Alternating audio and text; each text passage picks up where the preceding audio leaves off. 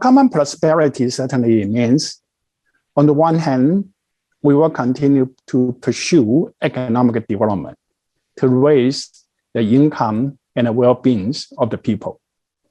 But it's not only on the average. We hope all the people in the country will benefit from this development. And also in this process, we will reduce the income gap between the high income group and the low income group. And by that, we can have the prosperity that benefit everyone on the process of economic development. And certainly, I think this is a goal that pursued by every country. But the result that in the past, either the country was poor and only a few people can enjoy the modern life, or the country increased their income, but the income disparity widened. And under the kind of situation, certainly you are not going to have social harmony. And so we see a lot of social tensions that exist in quite a number of countries. And since I think every country have the same pursuit, like to have the prosperity, and this prosperity to benefit all the people. So I think these Chinese, new policy directions reflect the dream of the Chinese people, but also the dream of the people in the world. Okay, thank you. But a lot of Western journalists are criticizing that this common prosperity policy is actually interfering Chinese free market policy. It's like a betray to what we have announced in 1978, the opening and reform policy. What do you think about this? I think that they did not really understand what the common prosperity means. Certainly, it does not mean we are going to deviate from the market-oriented economy, because we need to develop the economy. And we want to develop the economy, we certainly need to rely on our competitive advantages. And the competitive advantages can only be determined by the markets. And so a market will continue to be the foundation of the Chinese economy. But at the same time, we are not only going to develop the industries.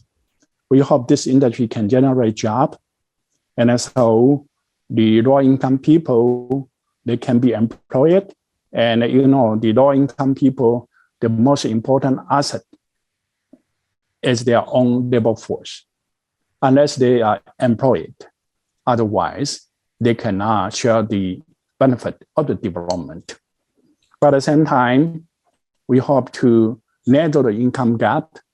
And for the narrow income gap, the government can play some role, because for the high income people, the enterprises, they need to pay tax, and the government can collect tax to do the secondary income distribution. And that is also practiced in all the developed countries. And certainly you are going to have some rich people, and we can set up a tax incentive to encourage the rich people to do donation, to contribute to social welfare programs. And that is the tertiary distribution. So actually, all the policies will be following the market principles. And we can see not only doing that, in fact, the high-income country, the advanced country, they also do that. And the difference is that we said this is a national goal, and our policy will not be captured by a few monopolists or by a few vested interest groups. And so in terms of pursuing the same goal, I think the past experiences show once we have the goal, we can do it better. Yeah, thank you. And also you mentioned that the common prosperity is based on the third distribution, which is donation from the rich people, right? And like the Western media also criticize that we are robbing the rich to give those money to the poor people. What do you think about this? Well, look, to see how their country carry out this. They also have so many donations from the rich people. Do they have a story to say their government or their people are robbery? So I think it's a double standard. China just use what they do, and so I think that's groundless accusation.